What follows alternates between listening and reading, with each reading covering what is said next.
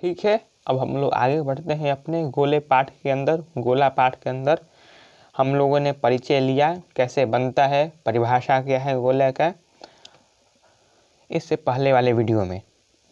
ठीक है, अब अभी हम लोग देखने वाले हैं कि गोले का जो तल है, जिसको हम लोग संपूर्ण या गोला का संपूर्ण पृष्ठ क्षेत्रफल या सिर्फ पृष्ठ क्षेत्रफल भी, अब इसमें आपको बताया जा चुका है कि इससे पिछले वाले वीडियो में हमने बताया था कि गोले का सिर्फ एक ही तल होता है। और उससे होता ये है, अब बता रहे हैं आगे, कि आपको दो पृष्ठ क्षेत्रफल नहीं मिलेगा, क्योंकि जितना तल उतना पृष्ठ क्षेत्रफल। चूंकि सिर्फ एक ही तल है, इसीलिए गोले का पृष्ठ क्षेत्रफल जो है वही गोले का संपूर्ण पृष्ठ क्षेत्रफल है, और वही उसका गोले का तल भी कहेंगे। ठीक है, तो अभी हम लोग, आप लोग इसका फॉर्मूला यदि जानते हैं तो बहुत अच्छा है। और वो फॉर्मूला क्या होता है, तो 4 पाई आर स्क्वायर, जहाँ पर आर होती है त्रिज्या, गोले की त्रिज्या। 4 सबको पता है, पाई सबको पता है। ठीक है, 4 पाई आर का वर्ग। अब ये आता कैसे है उसके बारे में हम लोग थोड़ा समझेंगे। ठीक है, तो देखो, अभी तो हम प्रूफ इसका दे नहीं सकते, आपको पहले हम बता चुके हैं ना, हमारे सिलेबस का है, आपको और कुछ भेजा में जाएगा नहीं। ठीक है, पर कुछ हम लोग समझने का प्रयास करते हैं। एक तो ये दिया हुआ है कि आप अगर इसको देखें, अगर ये नंबर जो है 4 पाई आर स्क्वायर, ये संख्या जो भी इकाई वर्ग मीटर, इकाई वर्ग, ये लिखना भूल गए हम, इकाई वर्ग जो भी होगा उसका घात 2 होगा। जैसे मीटर स्क्वायर, सेंटीमीटर वर्ग, जो भी है, घन नहीं होगा, क्यों, क्षेत्रफल है। तो अगर आप NCERT में देखें तो उसमें बड़ी बड़ी साधारण तौर पर लिखा हुआ है। हम क्या कह रहे थे, यदि आप इसको ध्यान से देखें तो आपको कुछ इसमें और जो वृत्त का क्षेत्रफल है उसमें कुछ समानता मिलेगी। क्या समानता भैया, कि वृत्त का क्षेत्रफल होता है पाई आर स्क्वायर, इसका है 4 पाई आर स्क्वायर, यानी इसका 4 गुना है। ठीक है, यानी इसका जितना भी क्षेत्रफल होगा वो वृत्त के क्षेत्रफल के 4 गुना होगा। कौन सा वृत्त, जिसका त्रिज्या आर हो, जितना इसका त्रिज्या है। ठीक है, तो एक तरीका जो NCERT में दिया हुआ है कि वो कहा गया है कि जो गोला है, ठीक है, उस गोला पर रस्सी लपेट दीजिए और उससे और रस्सी लपेट के, आपको देखो क्या कहा जा रहा था, कहा यह गया है आपको, इस प्रकार समझिए। मान लो ये गोला है, ठीक है, इस पर रस्सी लपेट दो। अब रस्सी जितना लपेटाएगा इस पर उतना ही तो होगा क्या, इसका संपूर्ण पृष्ठ क्षेत्रफल। अब तुम उस रस्सी को खोलते जाओ और खोल कर बिछाते जाओ कहाँ पर, तो भैया इसी आर लंबाई के 4 ठो वृत्त कर। अगर तुम करोगे ऐसा तो तुमको जो मिलेगा वो ये मिलेगा कि भैया चारों वृत्त को ढक लिया है उस रस्सी ने, जो कि इस पर चढ़ा हुआ था। तो इससे हम लोग समझ लिए कि 4 पाई आर स्क्वायर होता है। ये भी एक अच्छा तरीका है, लेकिन हम कुछ अलग बता रहे हैं। हम अलग क्या बता रहे हैं, हम क्या करेंगे कि मान लो कि ये गोला है, ठीक है, हम आशा करते हैं कि दिख रहा होगा आपको। ठीक है, इस प्रकार ऐसे इसको बनाया सकता है। तो ये उस ओर भी ये है। ठीक है, देखिए अब हम क्या करते हैं, अब ये जो गोला है इस गोले को हम बंद करते हैं। कहाँ पर बंद करते हैं, तो इतना ही व्यास वाला, या कह लो इतना ही त्रिज्या वाला एक बेलन में, इतना ही त्रिज्या का मतलब कहना है उसका आधार का त्रिज्या कुछ इतना हो। ठीक है, और साथ में उसका जो ऊंचाई है, उसका ऊंचाई किसका, ये जो बेलन है जिसके अंदर हमने इसको बंद किया पूरी तरह से, उसका ऊंचाई भी इसके व्यास के बराबर हो। समझ आ रहा है हम क्या कह रहे हैं, ये जो ऊंचाई है किसका, बेलन का ऊंचाई, ये ऊंचाई भी जो हमारा त्रिज्या है इसके 2 गुना है। समझ आ रहा है, यानी व्यास के बराबर है। और साथ में इसका व्यास जो है, किसका व्यास, इसका, तो इस बेलन का व्यास मान लो हम उसको दिखाते हैं आर से, कैपिटल आर से, वो भी कैपिटल आर, ये यहाँ कह लो डायमीटर हमको कहना चाहिए, व्यास हम इसको त्रिज्या लिख दिए, हम डी से दिखाते हैं, कैपिटल डी से, ये क्या है, तो भैया ये जो स्मॉल डी है, किसका स्मॉल डी, यानी जो हमारा गोला है उसके बराबर है। और स्मॉल डी किसके बराबर होता है भैया, तो वो त्रिज्या के बराबर होता है। तो समझ में आ रहा है हमने क्या किया, हमने उसको बंद करके रख दिया, किसको, इस गोले को उसी त्रिज्या वाले और उसी ऊंचाई वाले किस में, एक समबेलन में। ठीक है, इतना समझ में आ गया होगा आपको। अब भैया हमको कुछ सहायता लेना होगा आर्किमिडीज साहब था। आर्किमिडीज साहब ने ये किया था। आर्किमिडीज कौन थे, आपने शायद आप पढ़ेंगे, आप पढ़ा होगा आपने या सुना तो होगा। आर्किमिडीज का सिद्धांत 9वीं कक्षा में पढ़ना है। तो आर्किमिडीज एक गणितज्ञ थे, ठीक है।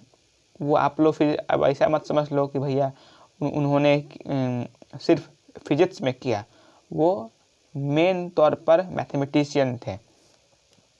तो उन्होंने इसको किया, तो उन्होंने क्या देखा कि जो इस गोले का पृष्ठ क्षेत्रफल है वो इस समबेलन के वक्र पृष्ठ क्षेत्रफल के बराबर है। आप बोलेंगे क्या, फिर से बोलो। तो भैया सुनिए, हमने आपको बताया है कि बेलन में 2 ठो क्षेत्रफल होता है, एक तो आधार वाला और एक वक्र पृष्ठ क्षेत्रफल, जो कि ये वाला है, ये वाला ऐसे। अब जो गोला है उसमें तो सिर्फ एक ही है होता है क्षेत्रफल, ठीक है। तो हम आर्किमिडीज साहब ने इसको पहले प्रूव किया था कि जो वक्र पृष्ठ क्षेत्रफल होता है समबेलन का, जिसका आधार और ऊंचाई उसी के बराबर है, किसके बराबर, तो इस गोले के बराबर। गोला का ऊंचाई तो नहीं होता, लेकिन हम मान रहे हैं कि भैया ये इसके दुगने यानी व्यास के ही बराबर है, तो इसका बराबर होता है। यानी अगर हम निकाल लें क्या, इस सतह का क्षेत्रफल, वक्र सतह का क्षेत्रफल, तो हमें पता चल जाएगा क्या, इस गोले का पृष्ठ क्षेत्रफल। अब आप पूछेंगे कि भैया पहले तुम हमको ये बताओ कि कैसे दोनों बराबर हो गया, कैसे वक्र पृष्ठ क्षेत्रफल समबेलन का और जो ये गोले का आयतन है, ये तुमको कैसे पता चला, ये आर्किमिडीज को कैसे पता चला। तो भैया ये हम लोगों को ना जानना है, ना हमें खुद पता है, ठीक है। बस उन्होंने किसी प्रकार से इसे पता लगाया, और भैया ऐसा तो है नहीं कि इसको हम लोग जान नहीं सकते हैं, लेकिन अभी हमारे बाहर की बात है। तो अभी हम बात करेंगे कैसे आया। तो अब देखो क्या होता है, वक्र पृष्ठ क्षेत्रफल तो 2πr/h होता है। आप जानते हैं 2πr/h क्या, इस समबेलन का वक्र पृष्ठ क्षेत्रफल।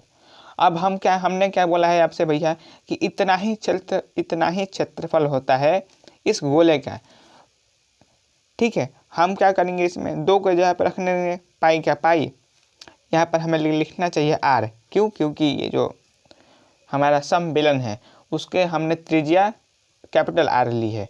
अगर दोनों का समान ले लेंगे तो भैया आप कंफ्यूज हो जाएंगे, है दोनों समान तो है ही, तो 2π, ठीक है। इस कैपिटल के जगह पे हम लोग स्मॉल लिख सकते हैं क्योंकि दोनों बराबर हैं, ठीक है। h के जगह पे यहाँ से आप देखिए 2r लिख सकते हैं, नहीं आप 2r, ठीक है। यानी क्या, यानी कि ये इसको नहीं रहेगा, ये नहीं रहेगा, सिर्फ ऐसे डायरेक्ट रहेगा बराबर 2 गुने पाई गुने r गुने 2 गुने r, यानी 2 दूनी 4, पाई क्या पाई और r गुने r यानी r², क्या इकाई वर्ग। समझ में आ गया। तो आया हमारा, इसका प्रूफ आ गया कि नहीं आ गया, 4πr², क्या, गोले का संपूर्ण पृष्ठ क्षेत्रफल। अब इसी को गोले का पूर्ण पृष्ठ या सिर्फ पृष्ठ या तल भी बोलेगा, तब भी यही हमारा जवाब होगा, ठीक है। अब देखो ये तो हमने जान लिया, प्रूफ जान लिया। अब सवाल कैसा कैसा देगा तुमको, तो सिंपल सा, हो सकता है, चलो मान लो कि ये जो संपूर्ण पृष्ठ क्षेत्रफल है इसको हम दर्शाते हैं एस से इसको हमने दर्शा दिया। ठीक है, तो क्या हो सकता है, तो ये सकता है कि एस बराबर 4πr²। इतना समझ में आ रहा है? ठीक है, तुमसे अगर पूछ दिया जाए, तुमको दे देगा सवाल में कि पूर्ण पृष्ठ क्षेत्रफल इतना है, अब तुम निकालो त्रिज्या। क्यों? क्योंकि 4 तो भैया तुमको 4 लिया दोगे एन, पाई लिया दोगे एन, और r² बराबर क्या हो जाएगा, s/4π। ऐसे देखो, r² बराबर s/4π। ठीक है, इतना। अब r बराबर क्या हो जाएगा, तो वर्गमूल निकाल दो इसका, s/4π। ये 5 नहीं है, ये s है, जहाँ पर s क्या है, तो s 4πr² के बराबर है। ठीक है, इतना। तो हम भैया आशा करते हैं कि आपको अभी समझ में कुछ आया होगा। ठीक है, तो हम लोग इससे निकाल लेंगे इसका, अगर त्रिज्या हमसे पूछता है। अब चलो हम लोग चलते हैं अपने आयतन वाले पे। ठीक है, तो आयतन कैसे पता चलेगा? अब आयतन के साथ भी सेम कहानी है, आयतन के साथ भी उसी प्रकार का कहानी है। तो अगर यदि आप इसको समझना चाहें ऐसे कि भैया जो एक गोले का जो आयतन होता है वो 2 ठो शंकु के आयतन के बराबर होता है। कैसा शंकु भैया? जिसका ऊंचाई अभी बताएं, जैसे इस प्रकार का था, व्यास और त्रिज्या बराबर हो, दोनों को जोड़ोगे तुमको मिल जाएगा। ठीक है, लेकिन हम लोग कुछ अलग अभी समझने वाले हैं। हो सकता है आपको ये समझ में ना आए, तो कोई घबराने की बात नहीं है।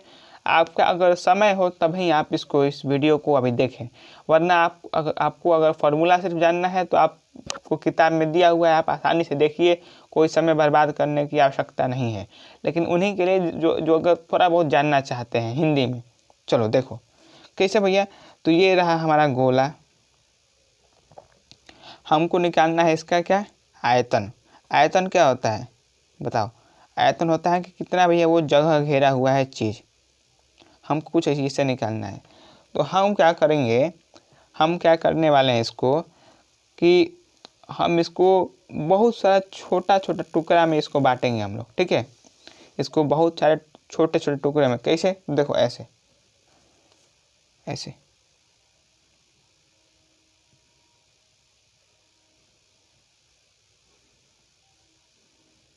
ये सीधी रेखा नहीं है, आपको दिख रही है सीधी रेखा, भले ही ये सीधी रेखा असल में नहीं है।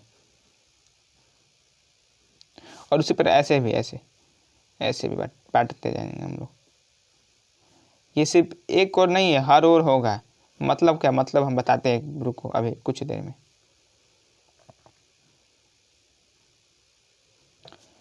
ठीक है, देखो जैसे में ये हमारा गोला था, ये है गोला, है कि नहीं है गोला?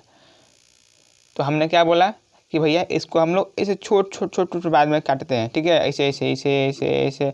आपने वो देखा है ग्लोब? तो ग्लोब में जैसे रेखा बना रहता है ना, ऐसे ऐसे ऐसे ऐसे ऐसे, वैसा ही हम लोग कुछ कर रहे हैं। तो अब इसको करने पर होगा क्या कि भैया हम ये कुछ छोटा छोटा ऐसा पार्ट बनेगा। ये क्या? ऐसे देखो, ऐसे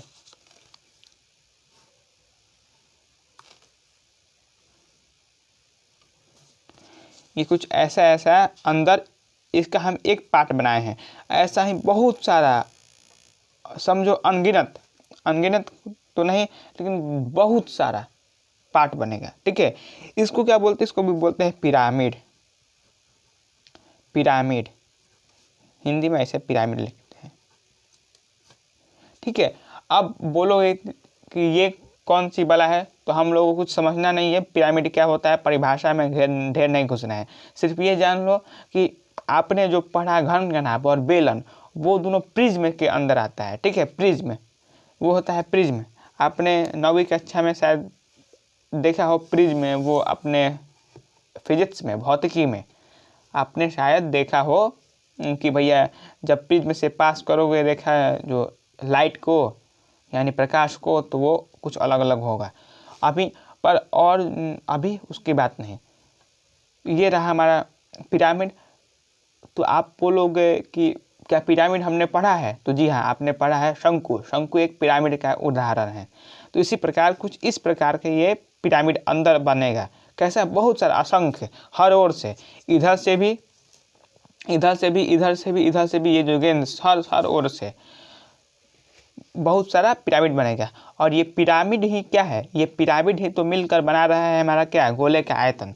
अब देखो यहाँ पर भैया हम ये एग्जैक्ट नहीं है, ये एग्जैक्ट नहीं है आपको प्रूफ करने का तरीका, लेकिन हम आपको समझ दे रहे हैं, क्योंकि जो असल विधि है जिसको हम कहते हैं इंटीग्रेशन द्वारा, ठीक है, वो होता है कलन, उससे आपको समझ नहीं आएगा, बहुत बाहर का चीज़ है, 12वां क्लास का। तो हम लोगों को जो हमारे पास उपलब्ध है उसी से आपको बताना पड़ेगा, ठीक है। तो देखो ऐसा हर ओर से बहुत सारा बनेगा। और कितना बनेगा? तो भैया n नंबर बनेगा, n। जैसे हम लोगों ने शंकु के केस में क्या किया था? शंकु के वक्र पृष्ठ क्षेत्रफल में n भाग में बांटा था ना त्रिज्य खंड को। इसी प्रकार इसमें हम लोगों ने इस पूरे शंकु को n भाग में बांट लिया। अब यदि जितना भी शंकु है, जितना भी ये पिरामिड है, जितना भी पिरामिड, इन सारा पिरामिड का हम लोग अगर निकाल ले आयतन और उसको n से गुणा कर दे तो हमारा कितना आ जाएगा? हमारा पता चल जाएगा कि भैया आयतन पता चल जाएगा। अब यदि एक है, क्या है कि एक पिरामिड है, उसका क्या होता है? उसका क्या होता है? आयतन। तो उसका आयतन होता है, देखो उसका आयतन होता है 1/3 गुणे क्या? 1/3 गुणे इसका जो आधार होता है, इसका आधार। तो ये देखो ये जो पहला नंबर वाला बनेगा उसका आधार मान लो हम लिखते हैं बी से बेस, तो बेस 1 लिखते हैं, बेस 1, ठीक है। बेस 1 किस लिए? 1 किस लिए? क्योंकि ये पहला पिरामिड है। अच्छा, ये दूसरा पिरामिड होगा, तीसरा होगा और अंत में nवां पिरामिड होगा, nवां, ठीक है। तो ये क्या हुआ? ये जो बेस यानी जो आधार का जो क्षेत्रफल है उसको हम कह रहे हैं b1 से दर्शा रहे हैं। अब देखो गुणे क्या? गुणे ये जो ऊंचाई होती है इसकी, ठीक है, जो ऊंचाई होगी वो होगी क्या? कि भैया इस पिरामिड का आयतन। तो ये मान लो h1 से हम दर्शाते हैं। h1 क्या? भैया इसका ऊंचाई। अब देखो ये h1 किसके बराबर होगा? तो ध्यान से देखोगे कि भैया ये जो टिप मिल रहा है तुमको, ये कोना, ये क्या है? तो ये वाला जो गोला है उसी का केंद्र है, उसी से इसको काट कर निकाला गया है। अब उसी से काट कर यदि निकाला गया है, इसका मतलब जो ये ऊंचाई होगा इसका वो किसके बराबर होगा? तो वो r के यानी उसके त्रिज्या के ही बराबर होगा। होगी कि नहीं होगी? ठीक है, ये पहला नंबर के लिए था। यानी हमको इसको ऐसे भी लिख सकते हैं हम लोग 1/3 गुने b1 गुने r। r किस लिए भैया? क्योंकि यही त्रिज्या है और यही ऊंचाई है। अब चूंकि n तो है, कितना है? तो n पिरामिड में हमने इसको बांटा था। तो हम क्या करेंगे? सबका आयतन निकालने के लिए 1/3 गुने b1 गुने r प्लस 1/3 गुने b2। b2 किसके लिए है? यदि इसी प्रकार का दूसरा पिरामिड भी बनेगा, यहाँ पे मान लो ये वाला है, तो ये भी कुछ इस प्रकार का ही बनेगा ऐसे। तो गुने r क्यों? इसका भी ऊंचाई उसी को वही होगा, प्लस 1/3 गुने b3 गुने r। ऐसे करते करते कितना? तो ऐसे करते करते nवां, यानी जितना मतलब जो n वाला है जो अंतिम है, जो 1/3 गुने bn क्यों? क्योंकि ये nवां है। अब nवां कितना है हमको पता नहीं है भैया, हमने बस हमने इसको काट दिया है बहुत सारा में, गुने r। अब इससे कुछ बाहर आ सकता है, तो बाहर सकता है 1/3 गुने r। अंदर क्या बचेगा? b1 b1 plus b2 plus b3 plus b4 assign करते करते कितना? bn। ये b है क्या? तो देखो ये b असल में क्षेत्रफल है। किसका क्षेत्रफल? जो पिरामिड है उसका आधार का क्षेत्रफल। अब यदि देखो तो मान लो कि जैसे हम ये वाला फिगर बनाया था ना, ये वाला क्या है? अब कुछ इस प्रकार से बनता है। देखो मेरा ये अगर पेन दिख रहा हो तो बहुत अच्छा है। मान लो कुछ इस प्रकार से है और ये भी ऐसा है, तो यही तो है आधार। और यदि तुम जितना भी सब सारे आधार को जोड़ोगे, जितना भी पिरामिड है सारे आधार को जोड़ोगे तो वो किसके बराबर होगा? वो जो पृष्ठ क्षेत्रफल होता है हमारा, किसका? गोला का, उसी के तो बराबर होगा। होगा कि नहीं होगा? देखो करके देखो, ये जो आधार है, जितना आधार है सबको जोड़ दोगे तो वो जितना ये पृष्ठ क्षेत्रफल उसी के बराबर होगा। तो देखो आगे हम इसको 1/3 को 1/3 लिखेंगे गुने आर, गुने गुने क्या? b1 + b2 + b2 इन सारे के जगह पे तुम क्या रख दोगे? तो इसके जगह पे रखोगे 4πr²। क्यों? क्योंकि ये होता है पूर्ण पृष्ठ क्षेत्रफल किसका? गोले का, गोला का। तो यहाँ पर रख दिया हमने 4πr²। अब देखो 4 को 4, पाई का पाई, r का घात 3 हो जाएगा। क्यों? क्योंकि 4 का 2 है और 1 है, दोनों जुड़ गया तो r का घात 3/3। तो 4/3 πr³ आ गया कि नहीं आ गया? आ गया। हमने गोले का आयतन प्रूफ किया। जैसे वैसे तो नहीं स्टैंडर्ड जैसे होता है, लेकिन एक तरफ से हमने इसको प्रूव ही कर दिया। ठीक है, तो यदि आपने देखा हो तो बहुत अच्छा है, वरना इसकी कुछ ज़रूरत तो है नहीं। हमने बस आपको कहा था कि हम करवाएंगे ज़रूर, इसलिए हमने करवा दिया।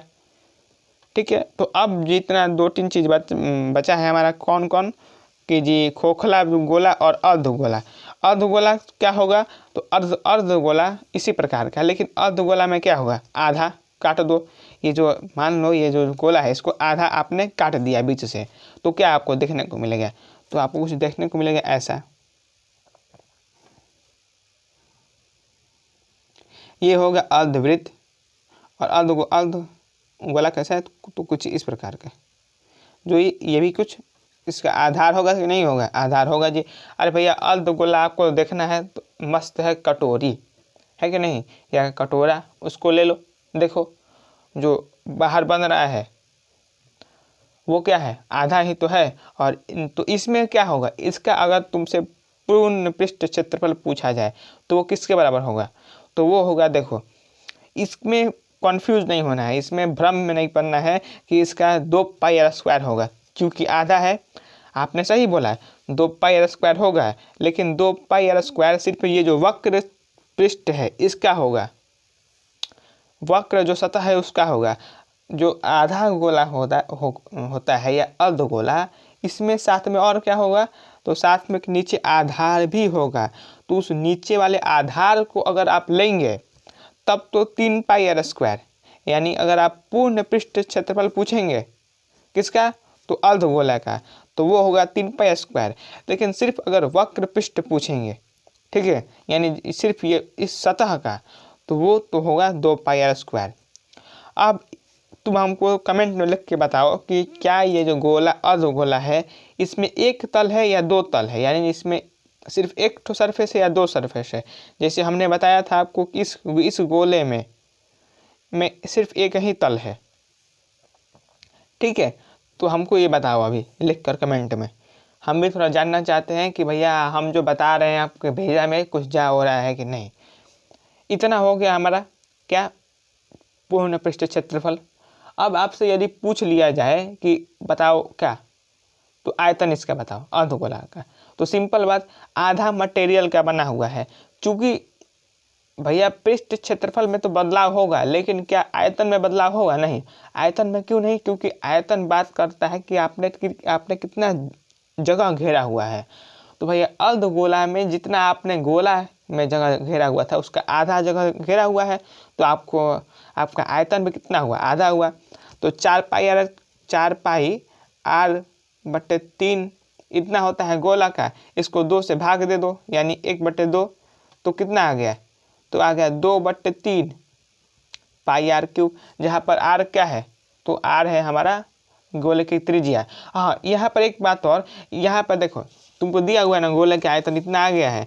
तुमसे हो सकता है सवाल पूछ दे कि तुमको गोले के आयतन दे दे और तुमसे पूछ दे त्रिज्या, तब क्या करोगे? देखो मान लो ये भी बराबर दे दिया है 4/3 πr³।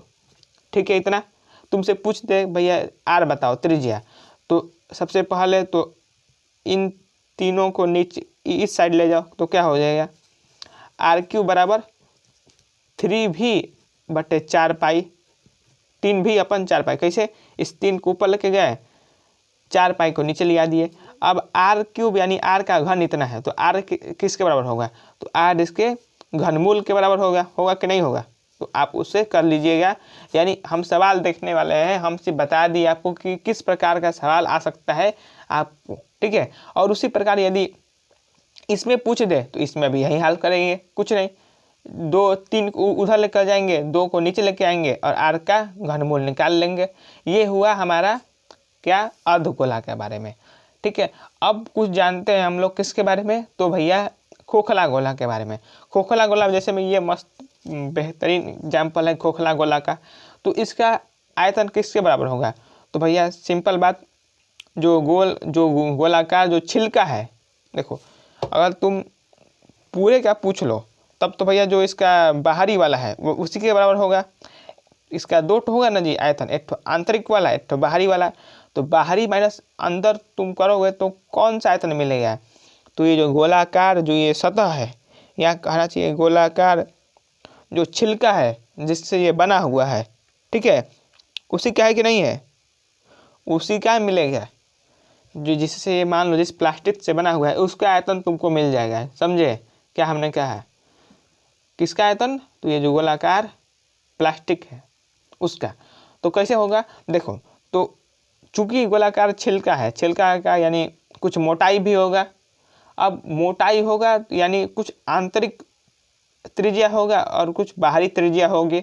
आंतरिक त्रिज्या को तो मान लो तुम कहते हो क्या, आंतरिक त्रिज्या को मान लो तुम कहते हो R, कौन सा R, छोटा r, और बाहरी वाला को कह देते हो कैपिटल R।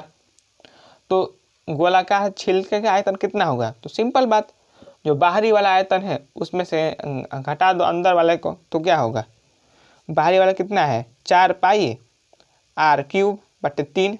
अभी हमने बताया था आपको, अंदर वाला कितना है 4 पाई स्मॉल R³/3, घटा दो को तो क्या होगा 4 पाई/3 R³, कौन सा R³ capital R³ minus small R³। ये कौन सा आ गया आयतन, आयतन आ गया कि नहीं आ गया, ये हम गलती से ऐसे कर दे रहे हैं, बल्कि ये इक्वालिटी का साइन होगा, समानता का, ठीक है। तो ये किसका है, कि भैया अर्धगोले का आयतन है,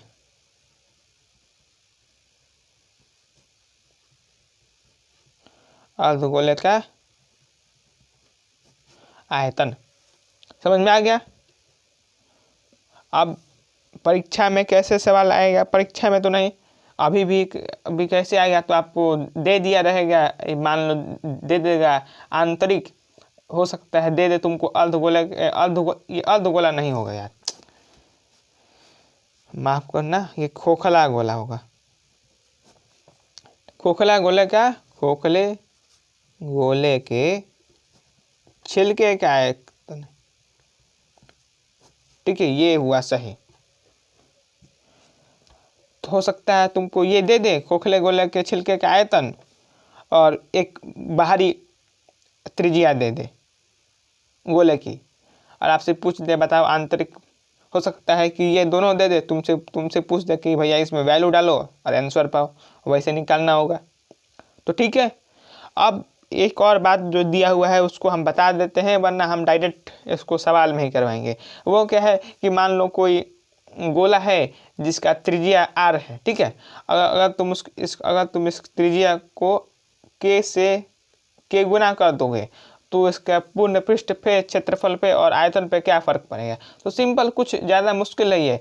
हाँ, अगर R है तो क्या होगा, तो 4 पाई R² होगा। अगर K से कर दोगे गुना, यानी नया जो त्रिज्या है वो कितना हो गया, तो वो हो गया K गुने R यानी KR। तो अगर R जब त्रिज्या था तो इतना था क्षेत्रफल, KR जब है तो क्या होगा, इतना होगा, कितना, तो 4 पाई R के जहाँ पे KR, तो KR का वर्ग यानी 4 पाई K² R²। तो कितना गुना हो गया, देखो K² गुना हो गया कि नहीं, इसको लिख सकते हो कि नहीं, ऐसे नीचे K² गुने 4πr²। 4π² किसके बराबर है? तो इसी के बराबर है, ये जो क्षेत्रफल है। उसी प्रकार यदि आयतन पूछ दे कि आयतन कितने गुना हो जाएगा, तो कुछ नहीं, यहाँ पर 4π, 4π का 4π हो जाएगा, 4π/3। और क्या होता है? तो होता है त्रिज्या का घन। तो त्रिज्या कितना होगा? नया त्रिज्या हो जाएगा kr, तो kr का घन कर दो तो कितना होगा? 4π/3 k का घन गुने r का घन। और ओरिजिनल कितना है? तो ओरिजिनल है 4π/3 स्मॉल r का घन। तो कितना गुना हो गया है? देखो खुद से पता चल रहा है कि भैया k का पावर 3 गुना हम लोगों का ये हो गया है क्या? आयतन। तो ये भी समझ में आ गया होगा आपको कि ये कितना गुना हुआ। ठीक है, तो चलो रखते हैं। अब इसी के साथ अब हम लोग अगले भाग में सवाल से आपसे मिलेंगे, सवालों के साथ।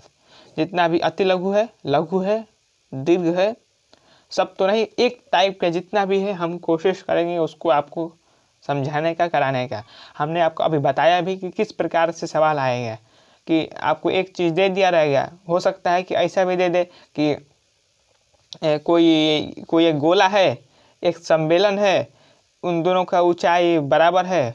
अब आपको पूछ दे, बताओ इसका त्रिज्या, अगर उसका आयतन भी बराबर है, ये दो चीज़ दे दे। ऐसे ही सवाल आएगा, कोई बहुत मुश्किल नहीं, सिर्फ आपको समझना आना चाहिए। अगर आपको फॉर्मूला पता है तब भी आप आराम से निकाल लेंगे, और थोड़ा बहुत यदि ज्ञान है।